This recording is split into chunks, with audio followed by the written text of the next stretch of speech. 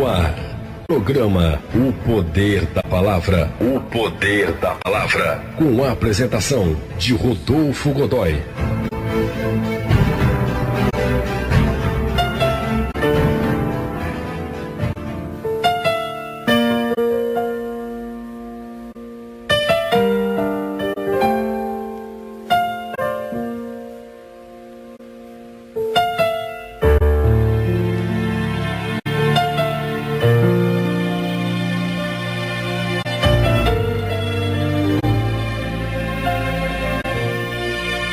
A palavra que nós vamos trazer nessa tarde é um versículo do livro de Romanos.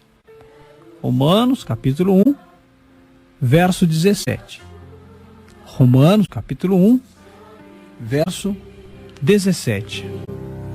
O verso que traz o seguinte texto: visto que a justiça de Deus se revela no Evangelho, de fé em fé, como está escrito, o justo viverá por fé.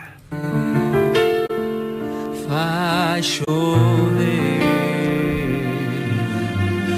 abre as comportas do céu e faz chover.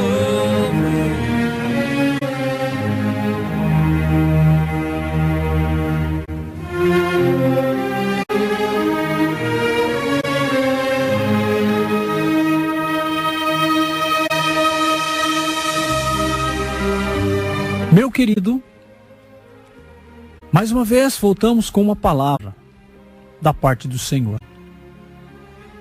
O Evangelho. Evangelho. Já ouviu falar sobre essa palavra Evangelho? Evangelho, evangélicos, evangelismo, evangelicalismo. Evangelho. Esta expressão tem sofrido muitos abusos nos dias que nós vivemos. Tem sofrido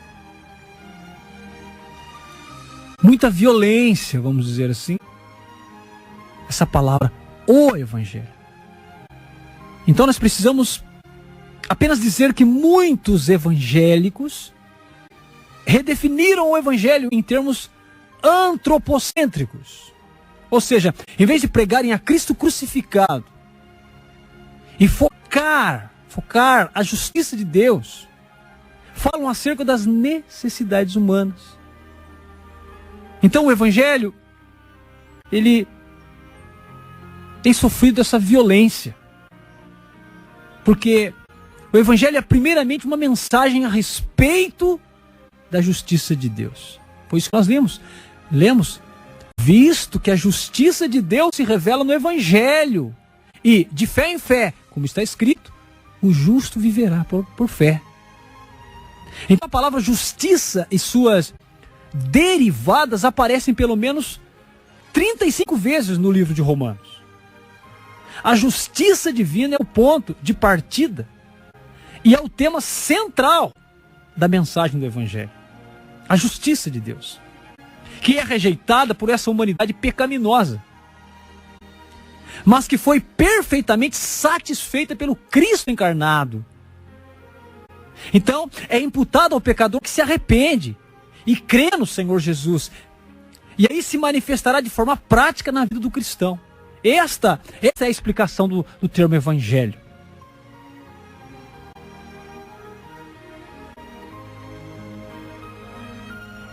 A justiça de Deus. A justiça de Deus traz consigo duas conotações.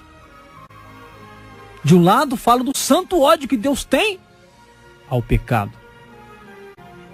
Lá no início do século, agora um pouquinho de história, no início do século XVI, um monge, Martinho Lutero, estava sentado na torre do claustro negro em Wittenberg. E ele leu esse versículo, a expressão justiça de Deus. E essa expressão foi semelhante a um raio que caiu no seu coração.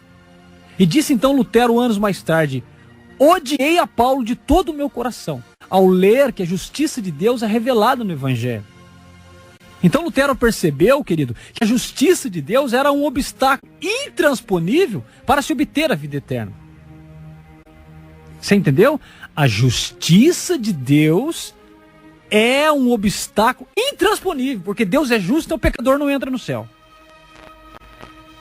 Lutero percebeu isso lendo, refletindo que a justiça de Deus, ela é um obstáculo que não conseguimos transpor, ela é intransponível.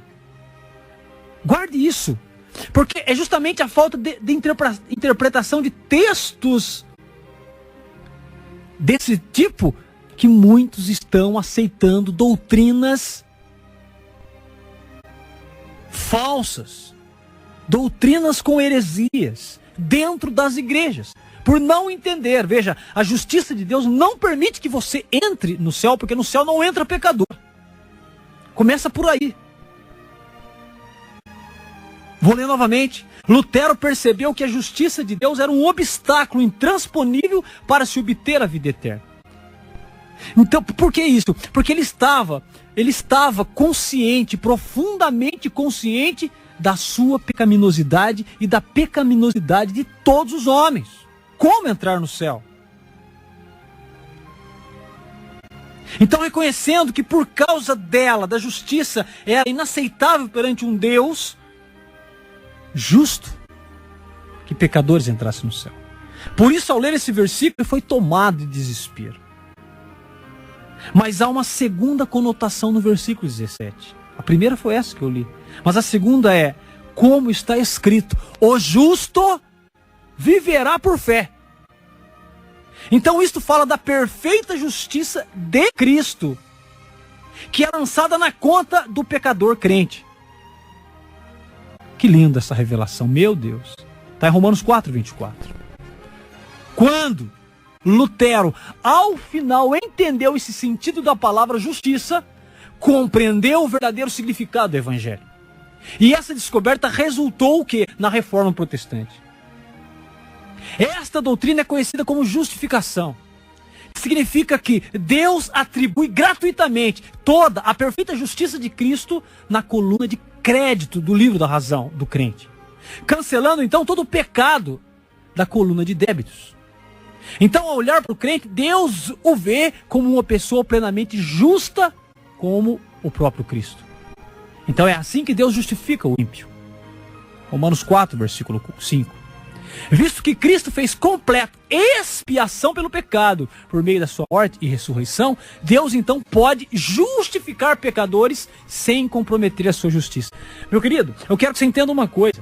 Se Deus colocasse só por amor Deus pegasse vou pegar o meu exemplo, tá? De tão podre que eu sou, de tão pecador que eu sou, de tão imundo que eu sou. Se Deus me colocasse aqui por amor, colocasse eu lá no céu, simplesmente fizesse isso por amor, que Ele olhasse para mim cheio de miséria, e mesmo assim me levasse ao céu, Ele não estaria sendo justo. E um dos atributos de Deus é a sua justiça. Ele não pode contradizer. Então, como o homem era pecador, Ele ama o homem, amou a sua criação. Mas isso não significa que Ele vai tolerar pecado. Ele não tolera pecado. E o homem que não se converter a Cristo, meu querido, não adianta fazer sacrifício, não adianta fazer caminhada a pé, não adianta acender vela, não adianta pegar a rosa ungida, não adianta ter o óleo da unção, não adianta ser pastor, ser padre, ser líder de qualquer movimento religioso. Não adianta. Não adianta ter palavra bonita, ter música bonita, não adianta nada se o homem não se converter somente a Cristo. Porque Ele é aquele que fez a expiação. Não há outro nome pelo qual devamos ser salvos. Se o ensinamento que nos rege, além de ter a doutrina da suficiência de Cristo, tem outros aparatos para sustentar, para ajudar na doutrina da salvação, está errado. Está errado. Se existem um monte de denominações, do qual eu já disse, e de igrejas tradicionais, que além da suficiência de Cristo, anunciam outros meios da gente ganhar a santidade, da gente conseguir a santidade, está terminantemente errado. Só em Jesus Cristo. E esse ensinamento, essa doutrina é conhecido como justificação. Se o seu pastor, se o seu líder espiritual, que anda de roupas bonitas, não te dá esse tipo de ensinamento, meu querido, tome cuidado que pode ser esses líderes falsos. Esses líderes que não têm o Espírito Santo de Deus. Porque o Espírito Santo de Deus não se contradiz. Entendeu? Então essa doutrina da justificação. Eu sou um pecador. Eu quero o céu. Mas eu não consigo se não houver derramamento de sangue. Esse derramamento de sangue já houve. O Cordeiro de Deus foi imolado no Calvário. O justo pelos injustos. O santo pelos pecadores. Agora queremos entrar no céu por outros meios. Queremos entrar no céu cultuando outros deuses. Inventando doutrinas para se encaixar no ensinamento da Bíblia, da Escritura. Trazendo discernimento humano e até diabólico para poder agregar ensinamentos de heresias naquilo que Deus revelou. E queremos entrar no céu pela janela. Só se entra no céu pela porta, e a porta se chama Jesus Cristo. Então, significa o quê? Que Deus atribui, guarda isso, Deus atribui gratuitamente toda a perfeita justiça de Cristo na coluna de créditos do livro da razão do crente, do entendimento, cancelando todo o pecado da coluna de débitos que nós temos. E temos, meu querido. Então, ao olhar para o crente, o que Deus vê? Deus vê uma pessoa plenamente justa ou justificada como o próprio Cristo. E é assim que Deus justifica o ímpio. Visto que Cristo fez completa expiação pelo pecado por meio da sua morte e da sua ressurreição. Então, Deus pode justificar pecadores sem comprometer a sua justiça. Para Ele mesmo ser o justo e o justificador daquele que tem fé em Jesus. Olha só, fé em quem? Em Jesus. Em algum momento dessa doutrina da justificação eu falei de prosperidade? Eu falei de cura? Em algum desses 10 minutos que eu estou falando de justificação, eu falei de promessa? Eu falei de vida boa? Eu falei de ir numa escola dominical cedo e voltar no culto à noite que Deus está feliz? Eu falei? Não, não falei. Mas há muitos que, infelizmente, por ser mal pastoreados, mal dirigidos, acreditam dessa forma. Infelizmente. Descaracterizaram o Evangelho de Cristo. Mas o Evangelho está aí. Esta mensagem da justificação é o cerne, é o âmago do Evangelho. E é por essa razão que a mensagem se chama Boa Nova, querido. Esse Evangelho também entretanto, ele não é só esse de boa nova de amo. Deus te ama, querido.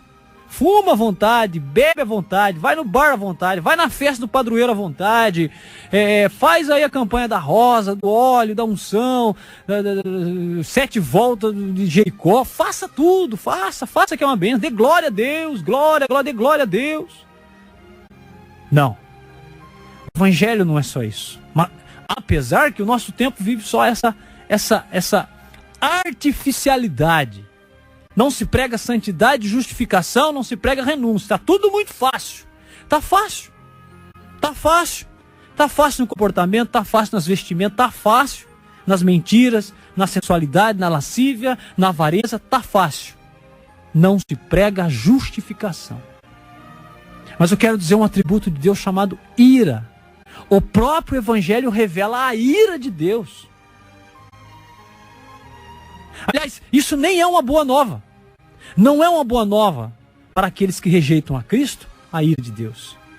Então nós devemos notar que o ponto de partida do Evangelho de Paulo é a ira de Deus contra o pecado. Você entendeu, querido? É a ira de Deus contra o pecado. Veja, Paulo vai dizer em Romanos capítulo 1, versículo 18.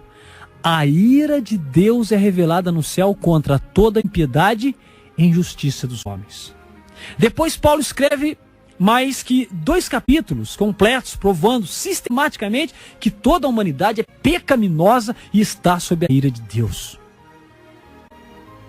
A ira de Deus está quase completamente ausente nas apresentações modernas do Evangelho.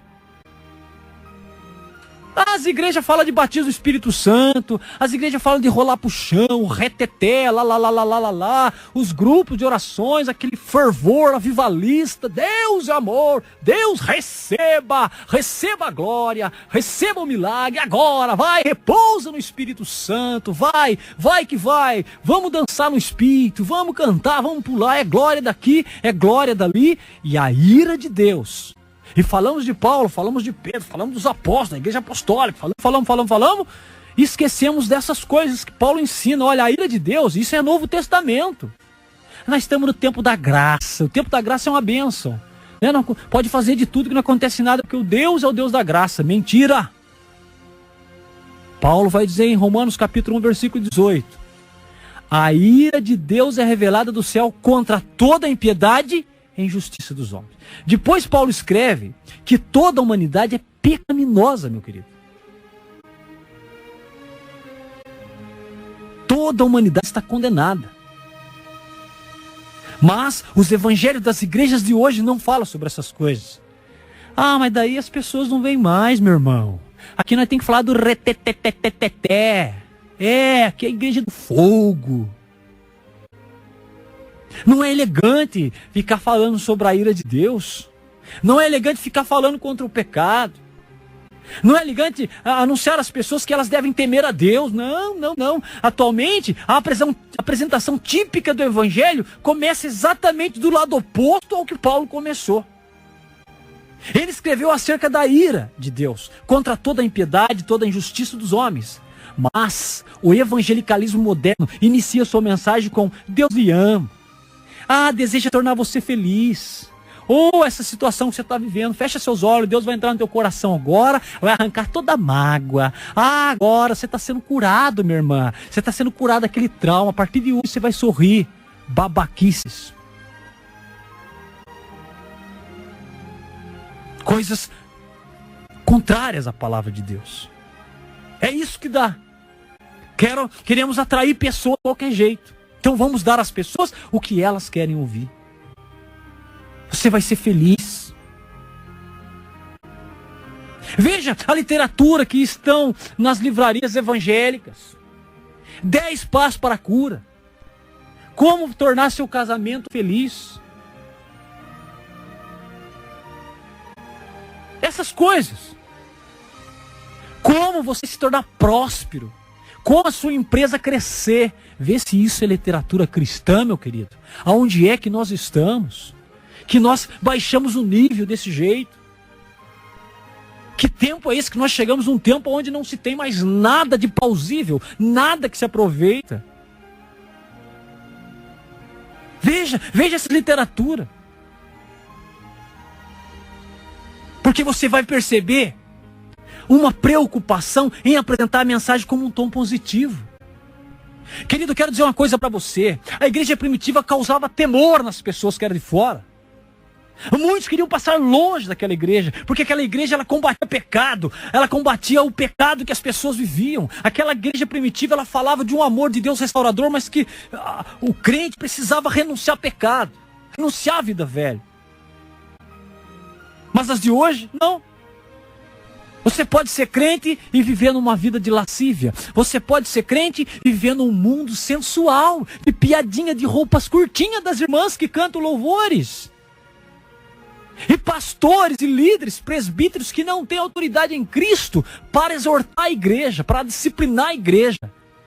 E quando querem fazer isso, seus superiores não o deixam. E a igreja vai então fazendo concessões com o mundo e virando esta praga que está aí.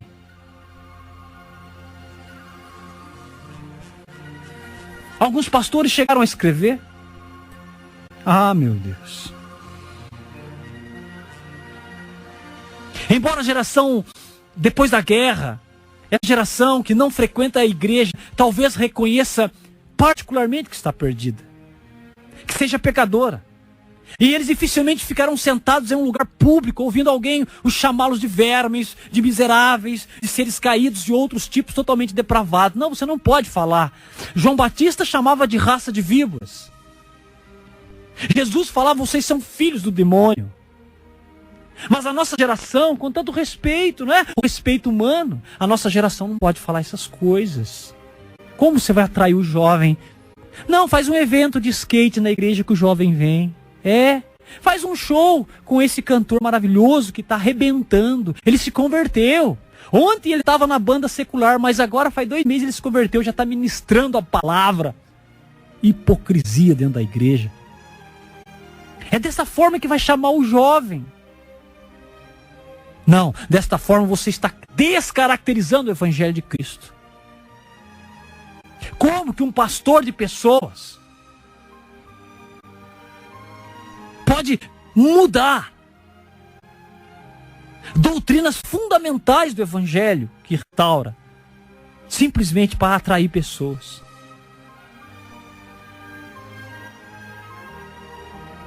Querido, nós precisamos ser cuidadosos na hora de expor o Evangelho.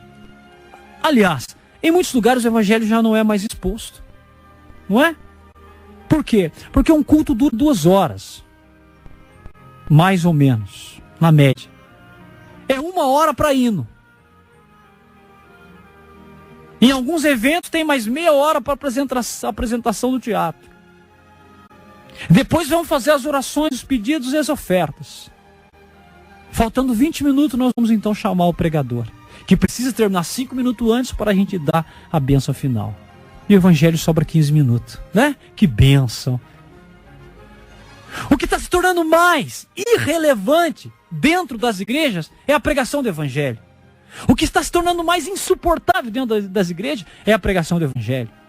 Infelizmente, nós queremos dar show, nós queremos cantar um hino de 15 minutos, que não acrescenta nada. Muitas das vezes nem é um hino cristão, nem é um hino que evangeliza. São músicas que mais parecem música secular. Não é adoração. Deus não recebe esse tipo de canção dentro da igreja. Não é Deus que está sendo adorado atrás dessas músicas, meus queridos. Então a gente vai vendo comentários. Comentários fracos de escritores, de autores, sobre esse movimento, sobre essa preocupação em fazer a igreja crescer.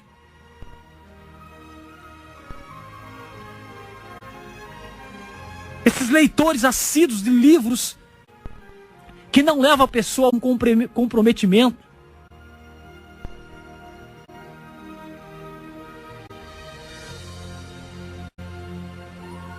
Que não levam as pessoas a uma abordagem séria sobre a igreja de Cristo. Eu vou dizer uma coisa. Uma parte muito grande dessa geração pós-guerra, dessas ondas de shows gospel, porque nós estamos num tempo, querido, aonde se vive um movimento da adoração pela música. É de tudo quanto é jeito, de tudo quanto é ritmo, e de tudo quanto é tipo de entretenimento dentro da igreja. Ali no púlpito, onde deveria ser ministrada a palavra e ter tempo para ela ser exposta com 1 hora e meia de pessoas que prepararam seu sermão, seu ensinamento, que tivesse alguma direção para que as pessoas voltassem para suas casas contristadas, pensativas, querendo mudar. E não sair do jeito que saem hoje. Eu recebi a bênção, hoje a palavra foi maravilhosa, mas não há mudança na vida, nem no comportamento, nem nas vestimentas de certas pessoas. Por quê? Porque a pregação é leve.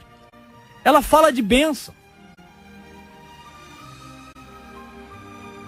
Queremos sintetizarmos.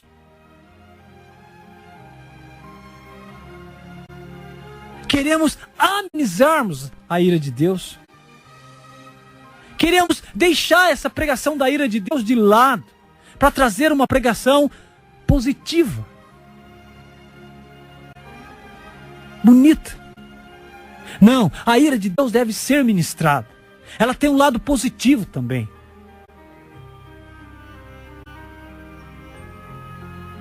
Que é levar o indivíduo a refletir e se converter. Mas, qual é o evangelho pregado em nossas igrejas hoje? É um evangelho mutilado. E qual é o ponto que mais propositalmente é mutilado? É quando você vai falar daquilo que o próprio Paulo começou a apresentar o evangelho ali na comunidade aos romanos, que foi a realidade da ira de Deus. Os que imaginam precisar ser eternamente otimistas, aqueles que só querem a bênção, aqueles que só falam, olha, eu determino a enfermidade vai embora. Eu determino que amanhã o emprego o meu salário vai aumentar. Eu determino que meu filho vai dar certo na vida. Eu determino que eu vou comprar uma casa nova. Eu determino, em nome de Jesus, não admito a derrota mais, eu determino a vitória. Então essas pessoas, elas são forçadas a ignorar partes cruciais das Escrituras, incluindo grande parte de Romanos 1, de Lucas 16 e todas as passagens de advertências em Hebreus. E muito do Antigo Testamento e quase metade dos ensinamentos de Jesus. Dessa forma, a filosofia molda a mensagem.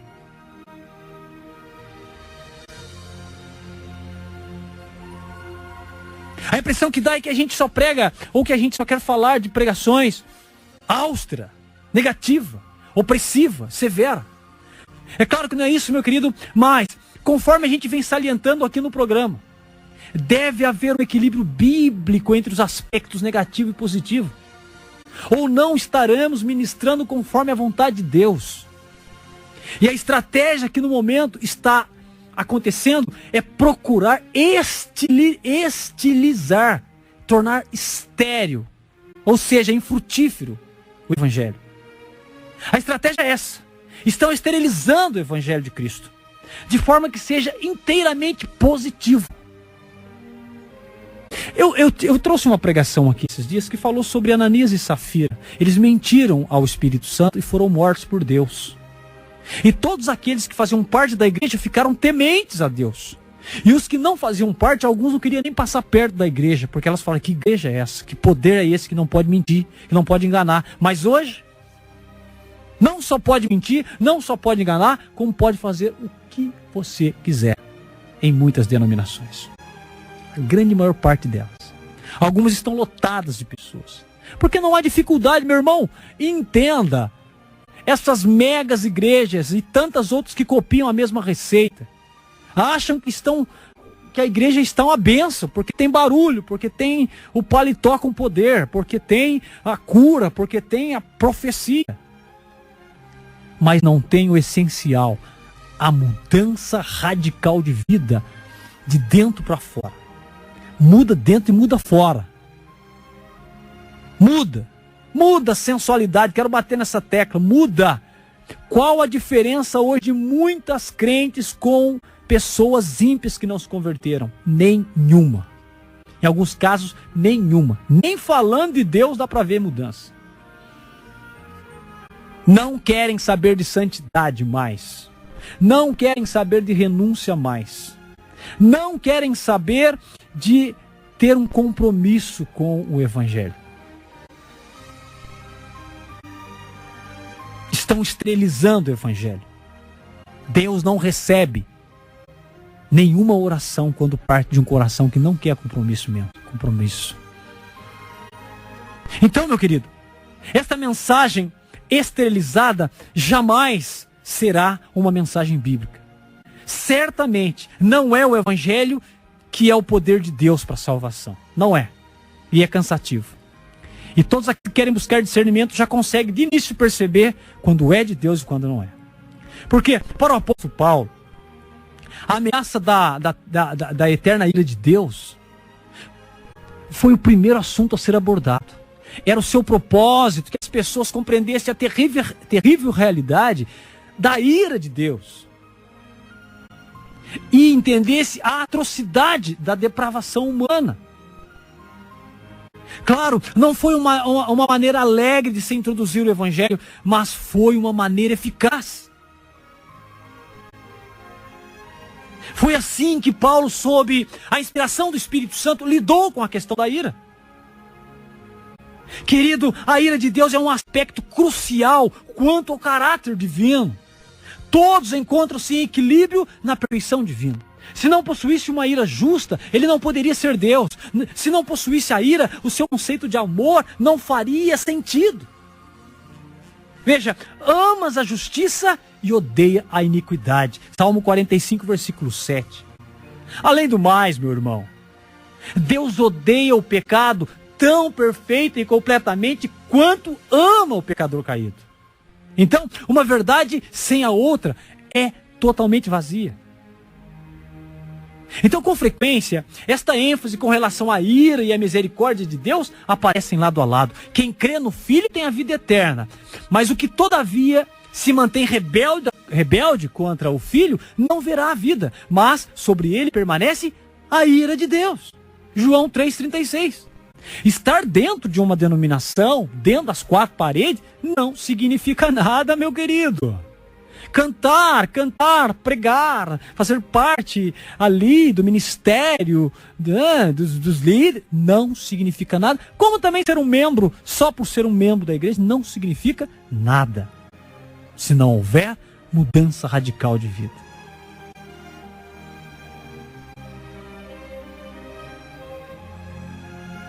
A ira de Deus não é um tema secundário nas Escrituras.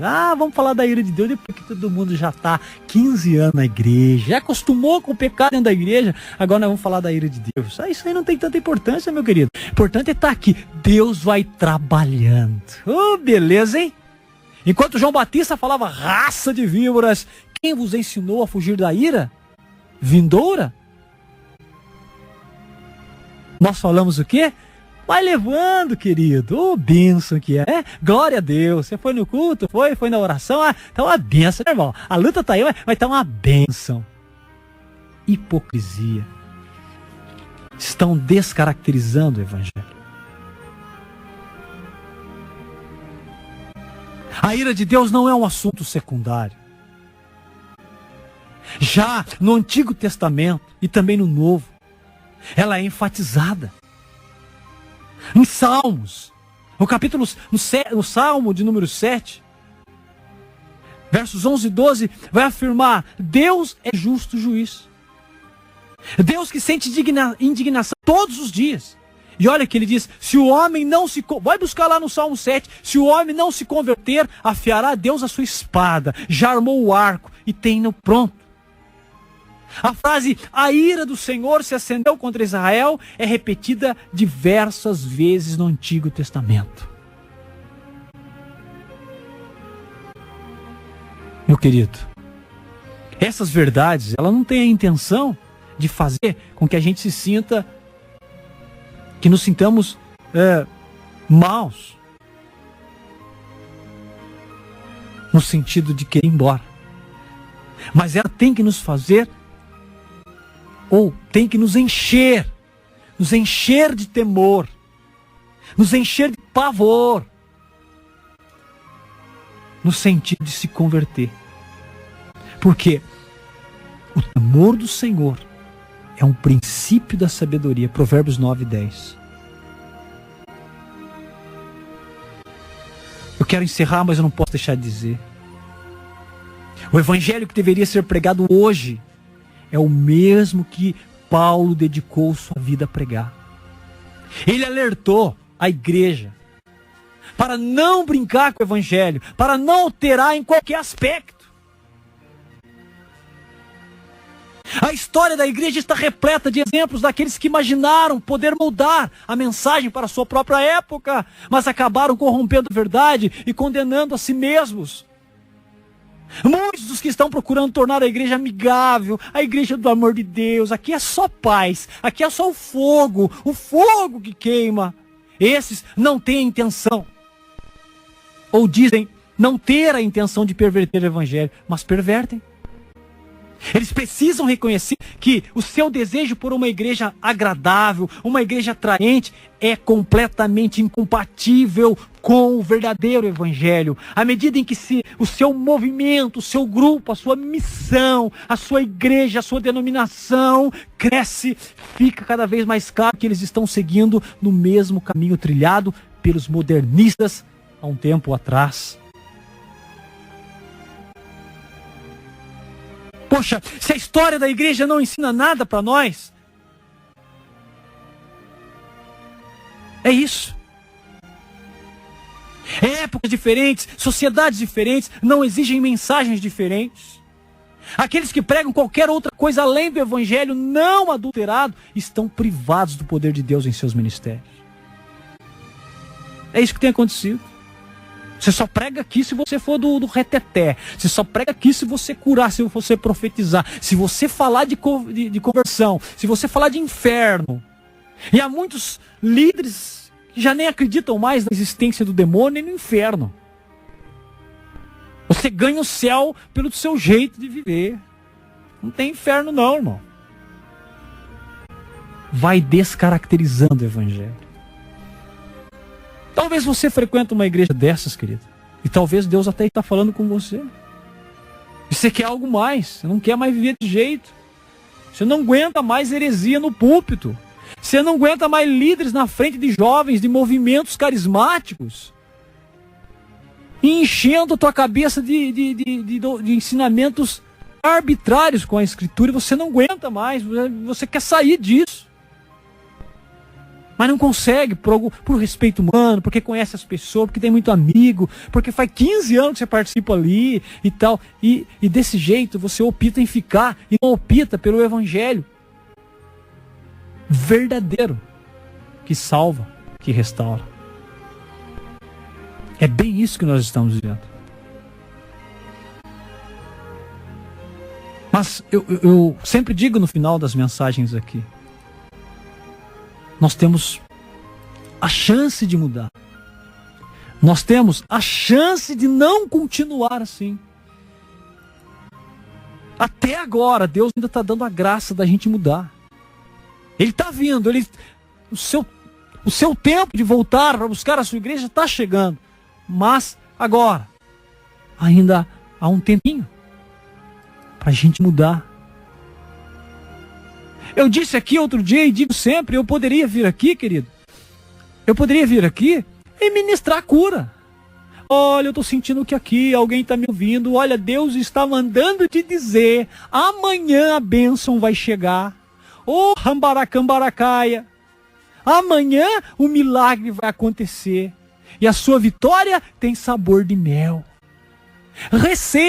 Receba, meu querido. Vai, a cura está te acompanhando. Deus vai te dar vitória. Deus vai fazer da tua vida uma vida próspera. Ah, você agora vai pisar na cabeça do demônio. Vai, meu irmão. Hoje eu só vejo na sua vida a bênção chegando. Olha, em 3 dias a porta do emprego vai abrir para você. Olha, eu tive um sonho que foi a bênção na sua vida. E nós fugimos da essência do evangelho para ficar ensinando essas coisas que nem na Bíblia tem.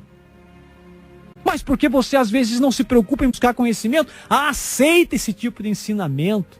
Aceite esse tipo de ministração de pessoas que não têm a vida no altar, coisíssima nenhuma. Porque se estivesse a vida no altar, não falaria heresias em cima de púlpito. De que adianta falar palavras bonitas e postar na internet fotos sensuais depois? Oh, meu Deus! De que adianta isso? De que adianta ser um líder dentro de uma denominação se você tem amarrações com políticos, com coisa suja, com o dinheiro dos outros, com má administração de dízimos das igrejas? Isso não tem nada a ver com a Bíblia, querido. Jesus está voltando e o analfabetismo bíblico está crescendo. E não pensa que isso é coisa do acaso.